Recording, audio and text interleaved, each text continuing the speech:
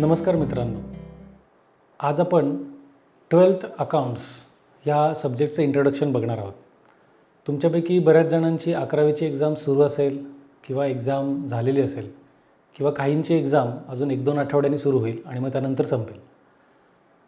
11वीमध्ये तुमच्या बाबतीत काय झालं की लॉकडाऊनचा काळ असल्यामुळे सगळ्याच्या सगळं ऑनलाईन कॉलेज मॅक्सिमम वेळा तुमचं झालं आणि नंतरच्या शेवटच्या टप्प्यामध्ये तुम्हाला ऑफलाईन कॉलेजला यावं लागलं. नुकतंच आत्ता असं झालं की तुमची परीक्षा पण काही जणांची पुढे पोस्टपोन झाली.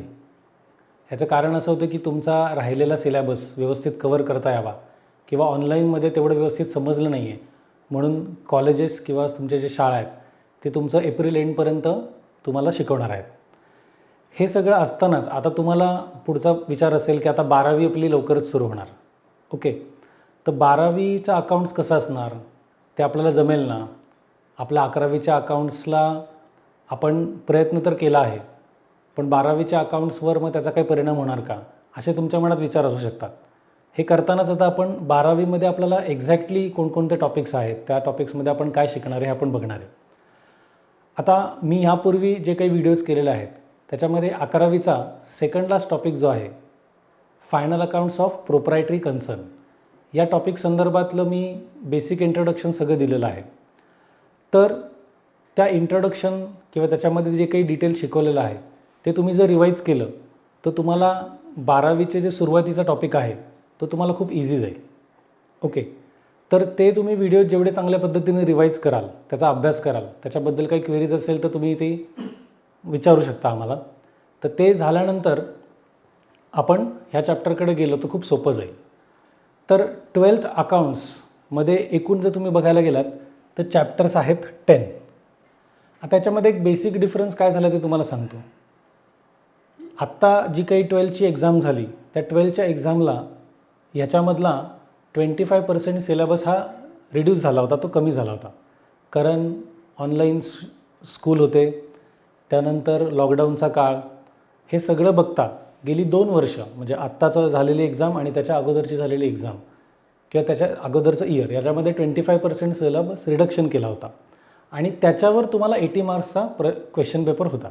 पण तुमच्या बॅचच्या बाबतीत तसं होणार नाही आहे. तुमच्या बॅचला फुल सिलेबस आहे, म्हणजे 10च्या 10 टॉपिक्स तुम्हाला आता शिकायचे आहेत.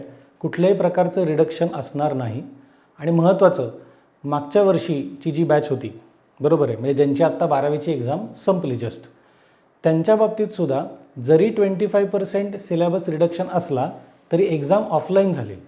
ओके, तुम्हाला कदाचित असं झालेलं असू शकतं की 11वीमध्ये मॅक्सिमम एक्झाम्स ह्या ऑनलाईन झालेल्या आहेत. कदाचित काही ठिकाणी फायनल एक्झाम्स ऑनलाईन झाल्या असतील किंवा ऑफलाईन झाल्या असतील, काही ठिकाणी ऑनलाईन होतील किंवा ऑफलाईन होतील. पण एक शुअर आहे की आता इथून पुढे 12वीच्या तुमच्या जे काही बोर्ड एक्झाम्स असतील तर त्या कुठल्या असणार आहेत, ऑफलाईन असणार आहेत आणि त्या पण फुल सिलेबसवर असणार आहेत. त्यामुळे 11वीसारखा आता विचार करायचा नाही आहे की आपलं काहीतरी सिलेबस रिडक्शन होणार आहे वगैरे, असा पार्ट काही नाही आहे. आपल्याला जी काही 12th एक्झाम्स तुमची असणार आहे ती असणार आहे फेब्रुवारी 2023. ही तुमची बोर्ड एक्झाम्सची डेट असेल साधारणतः. या दरम्यान तुमची म्हणजे नेक्स्ट इयरला फेब्रुवारीमध्ये तुमची एक्झाम असणार आहे. आणि ह्या फुल इयरमध्ये तुम्हाला जे काही 12थमध्ये सब्जेक्ट्स आहेत, अकाउंट्स आहे, इकॉनॉमिक्स आहे, OCM आहे, SP असेल किंवा मॅथ्स असेल, कंपल्सरी इंग्लिश आहे, अदर लँग्वेज जी काही तुम्ही घेतली असेल ती, किंवा IT असेल आणि EVS, हे जे काही सब्जेक्ट्स आहेत 7 सब्जेक्ट्स ते आपल्याला पूर्णपणे लर्न करायचे आहेत 100% सिलेबसचे एका वर्षामध्ये. तर ह्याच्यामधलं आजचं आपण काय बघणार आहोत, तर आपल्या 12th फायनल अकाउंट्समध्ये आपल्याला कोणकोणते चॅप्टर्स आहेत आणि त्याचं एक ब्रीफ मी तुम्हाला इंट्रोडक्शन फक्त इथं देणार आहे. तर सगळ्यात पहिला जो चॅप्टर आहे तो आहे introduction to partnership and partnership final accounts. याच्यामध्ये हा जो फायनल अकाउंट्स पार्ट आहे, तर फायनल अकाउंट्स म्हणजे काय, फायनल अकाउंट्स कशासाठी प्रिपेअर करतात, त्याच्यामध्ये ट्रेडिंग अकाउंट येतो, प्रॉफिट अँड लॉस अकाउंट येतो, बॅलन्स शीट येते, त्याच्या वेगवेगळ्या ॲडजस्टमेंट्स, हे सगळं 11वीच्या फायनल अकाउंट्समध्ये आपण ऑलरेडी बघितलेलं आहे. ओके, त्याचंच थोडंसं एक्सटेन्शन किंवा त्याचा पुढचा पार्ट म्हणजे आपण काय बघू शकतो, पार्टनरशिप फायनल अकाउंट्स. 11वीमध्ये आपण जो फायनल अकाउंट्स बघितलं ते सिंगल प्रोप्रायटर, बरोबर आहे, त्याचं बघितलं. आता फॉर्म ऑफ ऑर्गनायझेशन चेंज झालं आहे. तिथे आलं आहे पार्टनरशिप फर्म. म्हणजे 2 किंवा 2पेक्षा जास्त लोक जेव्हा एकत्र काहीतरी बिझनेस स्टार्ट करतात आणि बिझनेस सुरू करताना स्वतःचं कॉन्ट्रीब्युशन त्याच्यामध्ये देतात, म्हणजे ज्याला आपण कॅपिटल म्हणतो, आणि ते म्युच्युअली डिसाईड करतात की आपल्यामध्ये किती प्रॉफिट शेअरिंग असेल, कोणी काय काम करायचं, कसं करायचं आहे, ही सगळी ह्याला काय म्हणतात, पार्टनरशिप. मग पार्टनरशिप फर्म या ऑर्गनायझेशनचं किंवा या फॉर्म ऑफ ऑर्गनायझेशनचं फायनल अकाउंट्स कसे प्रिपेअर करायचे हे आपण ह्या फर्स्ट चॅप्टरमध्ये बघणार आहे. याला बेस 11वीचा फायनल अकाउंट्स हा आहे. ओके, जरी 11वीच्या फायनल अकाउंट्समध्ये तुम्हाला डाऊट्स असतील किंवा काही कळालं नसेल तरी देखील हा टॉपिक सुरू करताना सुरुवातीला मी 11वीचा फायनल अकाउंट्स हा बेसिक घेणार आहे, त्यामुळे त्याची तुम्ही काही काळजी करू नका. पार्टनरशिप फायनल अकाउंट्समध्ये 11वीच्या कंपॅरिझनमध्ये साधारणतः 14 ॲडजस्टमेंट आपण 11वीमध्ये बघितल्यात. याच्यामध्ये साधारणतः 23 ॲडजस्टमेंट्स आपल्याला बघायच्या आहेत, त्याच्यापेक्षा जास्त पण होतात ज्या इनडायरेक्ट किंवा हिडन ॲडजस्टमेंट आहेत. त्यामुळे मागच्या वर्षीच्या ॲडजस्टमेंट प्लस ॲडिशनल ॲडजस्टमेंट्स असा आपल्याला तो पार्ट बघायचा आहे. सेकंड चॅप्टर आहे तुमचा accounts for not for profit concern, किंवा त्याला शॉर्ट फॉर्ममध्ये NPC पण म्हणतात, नॉट फॉर प्रॉफिट कन्सर्न. हा जो काही सेकंड चॅप्टर आहे तो अशा ऑर्गनायझेशनचं आपल्याला प्रिपरेशन करायचं आहे की ज्यांचा बेसिक एम प्रॉफिट अर्निंग नाही आहे. म्हणजे ज्या सोशल ॲक्टिव्हिटीजमध्ये ज्या काही ऑर्गनायझेशन आहे अशा ऑर्गनायझेशनचं आपल्याला अकाउंट्स प्रिपेअर करायचं आहे. त्याच्यामध्ये आणि इतर कुठल्याही फॉर्म ऑफ ऑर्गनायझेशनमध्ये बेसिक डिफरन्स हा असतो की त्यांचा मोटिव्ह. कुठल्याही बिझनेस ॲक्टिव्हिटी किंवा बिझनेस ऑर्गनायझेशनचा बेसिक मोटिव्ह असतो मॅक्सिमायझेशन ऑफ प्रॉफिट, आणि नॉट फॉर प्रॉफिट कन्सर्नचा बेसिक मोटिव्ह असतो to provide service to different sectors of the society. त्यामुळे ह्याच्या बाबतीत आपण फायनल अकाउंट्स प्रिपेअर कसं करायचे ते आपण बघणार आहोत. सेकंड चॅप्टरनंतर थर्ड, फोर्थ आणि फिफ्थ हे चॅप्टर जे आहेत ह्या सगळ्यालाच नाव दिलं आहे रिकॉन्स्टिट्यूशन ऑफ पार्टनरशिप. सगळीकडे सेम, पण त्याचे 3 पार्ट आहेत. रिकॉन्स्टिट्यूशन ऑफ पार्टनरशिप म्हणजे काय, तर पार्टनरशिपमध्ये काहीतरी बदल झालेले आहेत, रिकॉन्स्टिट्यूट केले, चेंज केलेत. पहिलं आहे admission of partner. Admission of partner म्हणजे काय, सपोज 2 पार्टनर्स तुमच्याकडे आहेत A आणि B, आणि तिसऱ्या पार्टनरला त्यांनी न्यू पार्टनर म्हणून ॲडमिट केलं. तर अशा केसमध्ये जी एक्झिस्टिंग पार्टनरशिप फर्म होती, जी जुनी पार्टनरशिप फर्म होती, त्याच्यामध्ये काय चेंज होतो, त्यांचा प्रॉफिट शेअरिंग रेशो कसा चेंज होतो, ॲसेट्स लायबिलिटीज रिव्हॅल्यू कशा होतात, बॅलन्स शीटमध्ये काय काय बदल होतात, हे सगळं म्हणजे काय बघणार आहे आपण, ॲडमिशन ऑफ पार्टनर. आणि ह्याच्यामध्ये नवीन पार्टनर ॲडमिट झाला, बरोबर आहे, तर ओल्ड पार्टनर्सचा प्रॉफिट शेअरिंग रेशो कमी होतो.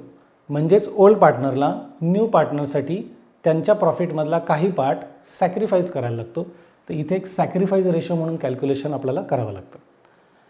हे ॲडमिशनचं झालं. त्याच्या पुढचा पार्ट किंवा जो टॉपिक आहे तो आहे रिटायरमेंट ऑफ पार्टनर. इथे ॲडमिशनच्या रिव्हर्स प्रोसेस आहे. सपोज 3 पार्टनर आहेत A, B आणि C. त्यातला C हा पार्टनर एक्झिस्टिंग पार्टनरशिप फर्ममधनं रिटायर झाला व्हॉलंटरी. तो म्हणाला की मला आता पार्टनरशिप फर्ममध्ये कंटिन्यू करायचं नाही, आणि तो रिटायर झाला. तर त्या केसमध्ये जे कंटिन्यूइंग पार्टनर्स आहेत, म्हणजे after the retirement of C, A and B will be the continuing partners. मग A आणि Bचं प्रॉफिट शेअरिंग रेशोमध्ये काय चेंज होतो, नंतर परत ॲसेट्स आणि लायबिलिटीजमध्ये काय चेंज होतो, बॅलन्स शीट कशा प्रकारे प्रिपेअर होते. एक पार्टनर जो आहे एक्झिस्टिंग तो कमी झाल्यामुळे A आणि B म्हणजे उरलेल्या पार्टनर्सला जो काही प्रॉफिट होतो, गेन होतो, तिथे आपल्याला गेन रेशो कॅल्क्युलेट करायला लागतो. तो आपण इथे बघणार आहे रिटायरमेंटमध्ये. आणि तिसरा पार्ट जो आहे तो आहे death of partner. A, B, C 3 partner आहेत, आणि त्यातल्या कुठल्याही एका पार्टनरची सडनली डेथ झाली, बरोबर आहे. त्याची डेथ झाल्यानंतर उरलेले जे 2 पार्टनर्स आहेत कंटिन्यूइंग पार्टनर्स, ते बिझनेस पुढे कंटिन्यू करतात, पार्टनरशिप फर्म पुढे कंटिन्यू करतात. मग त्या केसमध्ये C ज्याची डेथ झाली त्याचा जो लीगल हेअर आहे किंवा त्याचा जो लीगल एक्झिक्युटर आहे त्याला प्रॉफिटमधला शेअर कशा प्रकारे द्यावा लागतो, नंतर त्याचं ज्या दिवशीपर्यंत डेथ झाली त्या दिवसापर्यंतचं प्रॉफिटचा शेअर कसा काढतात, उरलेल्या दोघांचा गेन रेशो कसा असतो, हे आपण ह्याच्यामध्ये बघणार आहे या टॉपिकमध्ये. या 3ही टॉपिकमध्ये एक सगळ्यात महत्त्वाचा पार्ट असा आहे की गुडविलचं कॅल्क्युलेशन. सगळ्यात महत्त्वाचा पार्ट असणार गुडविलचं कॅल्क्युलेशन. आपल्याला माहिती आहे goodwill is the intangible asset of the business. हे गुडविलचं कॅल्क्युलेशन जे आहे हे मी तुम्हाला त्या टॉपिकच्या वेळेस खूप व्यवस्थित समजून सांगणार आहे. बऱ्याच जणांचं त्याच्यामध्ये कन्फ्युजन होतं. त्याच्यात 2 मेथड्स असतात, त्या दोन्ही मेथड्स आपण ते बघणार आहे. हे 3 टॉपिक झाले पार्टनरशिप फर्म संदर्भात, की लास्ट टॉपिक आहे त्याच्या संदर्भातला डिझोल्युशन ऑफ पार्टनरशिप फर्म. म्हणजे सपोज ए, बी आणि सी हे 3 पार्टनर्स आहेत आणि तिघांनी मिळून ठरवलं की पार्टनरशिप फर्म पूर्णपणे बंद करायची, क्लोज डाऊन करायची, किंवा त्याला म्हणतात winding up of the business किंवा winding up of partnership firm. मग अशा केसमध्ये पार्टनरशिप फर्म बंद होताना काय होतं, असे ॲसेट्स कशाप्रकारे सोल्ड आउट होतात, लायबिलिटीज कशाप्रकारे पेड केल्या जातात, पार्टनर्सला सगळ्यात शेवटी कशी अमाऊंट मिळते आणि सगळ्यात शेवटी कोणता अकाउंट टॅली व्हायला लागतो, हे आपण डिटेल बघणार आहे या टॉपिकमध्ये. म्हणजे तुम्ही जर ऑब्झर्व केलं तर या 12th तुमच्या अकाउंटच्या सिलेबसमध्ये पार्टनरशिपशी रिलेटेड एकूण किती टॉपिक आहेत, तर एक पहिला फायनल अकाउंट्स, नंतर 3rd topic admission of partner, 4th topic retirement of partner, 5th topic death of partner आणि 6th topic dissolution of partnership firm. म्हणजे एकूण 5 चॅप्टर 10 पैकी हे टोटली पार्टनरशिप फर्म आणि त्याच्या वर्किंगशी रिलेटेड आपल्याला आहे. 7th चॅप्टर आहे बिल्स ऑफ एक्सचेंज.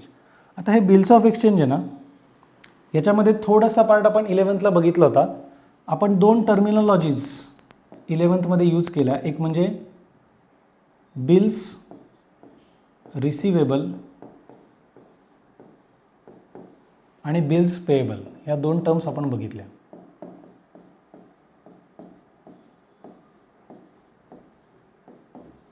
ओके, तर 2 पर्सन्समध्ये काही क्रेडिट ट्रान्झॅक्शन झालं असेल तर त्याची अमाऊंट कन्फर्म येण्यासाठी जे काही रिटर्न डॉक्युमेंट केलं जातं त्याला बिल्स ऑफ एक्सचेंज म्हणतात. हे मी खूप शॉर्टमध्ये सांगतो. तर ह्या बिल्स ऑफ एक्सचेंजशी रिलेटेड आपण जर्नल एंट्रीज सगळ्या बघणार आहोत आणि काही लेजर अकाउंट्स बघणार आहोत. हा एक इम्पॉर्टंट टॉपिक आहे.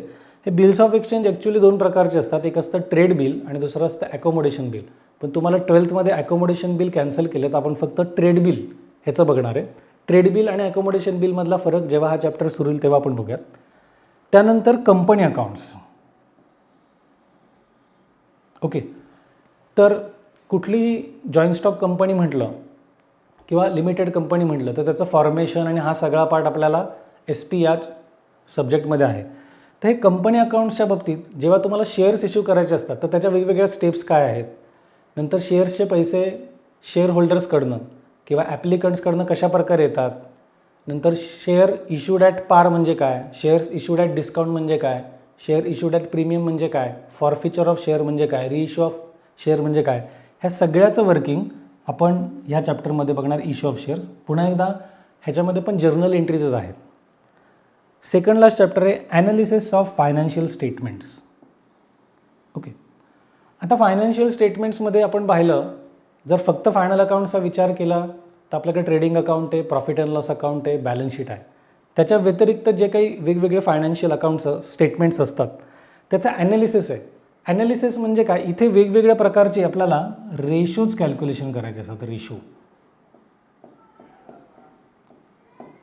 आणि ते रेशोजचं कॅल्क्युलेशन करण्यासाठी त्याचे वेगवेगळे फॉर्म्युलाज आहेत. ओके, आता तसं हा जो काही ॲनालिसिस आहे ह्याचे जवळपास 27 वेगवेगळे रेशोज आहेत. पण तुम्हाला 12thला तेवढे सगळे घेतलेले नाही, काही लिमिटेड रेशोज घेतलेले आहेत. For example current ratio, quick ratio, अशा प्रकारचे रेशो घेतले, ते आपण ह्या चॅप्टरमध्ये बघणार आहे. सगळ्यात शेवटचा चॅप्टर आहे कम्प्युटर इन अकाउंटिंग. आता कम्प्युटर इन अकाउंट आहे ना, ह्याच्याबद्दल तुम्हाला ऐकून माहिती असेल किंवा काही जणांचा कोर्स पण झाला असेल.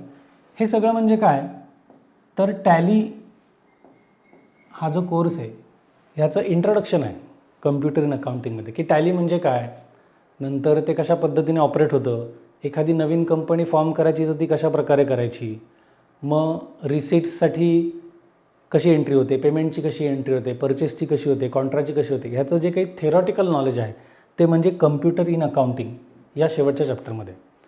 आता हे जे एकूण टोटल 10 चॅप्टर्स आहेत हे सगळेचे सगळे आपल्याला एका वर्षात लर्न करायचे आहेत. ह्याची मार्किंग सिस्टीम हे त्या चॅप्टरच्या वेळेस आपण बघू शकतो आणि त्याला ऑप्शन्स काय वगैरे हे आपण सगळ्यात शेवटी बघणार आहोत. पण थोडक्यात आपल्याला 12thमध्ये महत्त्वाचा मुद्दा काय, की 12वीमध्ये पार्टनरशिपशी रिलेटेड आपण सगळा पार्ट कव्हर करतो आहे. म्हणजे 11वीमध्ये आपण सोल प्रोप्रायटरचं बघितलं, जर्नल बघितलं, लेजर बघितलं, सबसिडरी बुक्स बघितलं, ट्रायल बॅलन्स बघितलं, फायनल अकाउंट्स बघितलं. 12थमध्ये आपण पार्टनरशिपशी रिलेटेड मेजर बघतो आणि बाकीचे काही चॅप्टर्स आहेत. तर अशा प्रकारे आपला हा सिलेबस आपल्या व्हिडिओजमधून आपल्या पुढच्या लेक्चरमधनं कव्हर होत जाईल. ओके. तर बाकीचा जो पार्ट आहे म्हणजे पहिला जो चॅप्टर आहे तो आपण नेक्स्ट व्हिडिओपासून स्टार्ट करूयात. त्यापूर्वी सगळ्यात महत्त्वाचं आहे की तुम्हाला आमचा चॅनल आवडला असेल तर चॅनलला नक्की लाईक करा, सबस्क्राईब करा, कमेंट नक्की करा आणि फॉलो करा.